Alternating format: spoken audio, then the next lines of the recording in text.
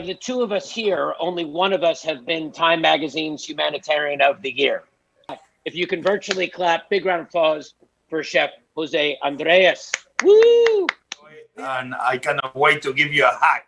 So, Chef, let's get right into it. I mean, for the people that might have just heard of the World Central Kitchen on the news, or might not be familiar that it's an organization that you and your family and your wife really started together, how did this all come about? It's very difficult for me to talk about World Central Kitchen without talking about me as a chef. If something I learned from my dad and my mom is that they love to cook and they love to feed my brothers and I, but they love to feed anybody else. My father will cook a big pot of paella, the big rice dish from Spain.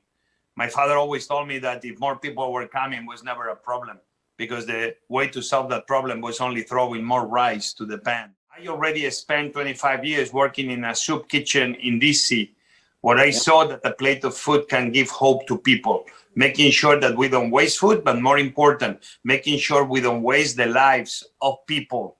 In the process, we make our communities better. That I could be part of the solution allows me to have the way to help others, to help the voiceless, to help people after disasters.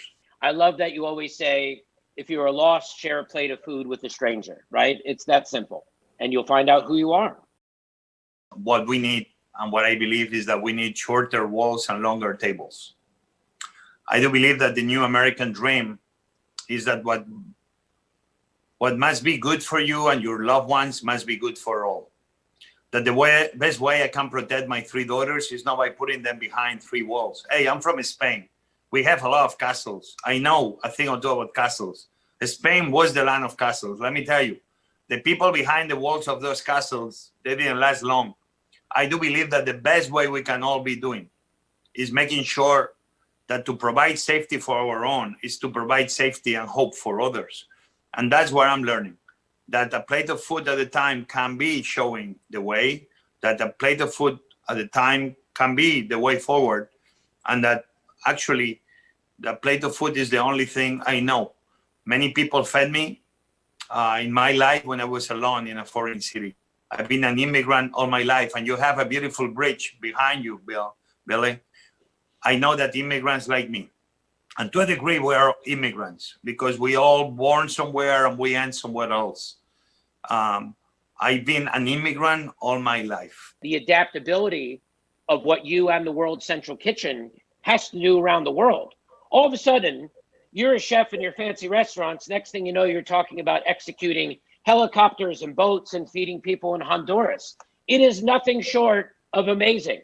And what I learned is that immigrants like me, we are bridges to tell the world a very big message, that the people that don't look like you, don't speak like you, don't have the same color of skin or your same religion, they are not your enemy, but that those people are actually the people that are there to enrich our lives, to show us other ways. And if we respect each other, this next to a good plate of food and maybe a cocktail or two, a glass of wine, I do believe we can all together build a better world.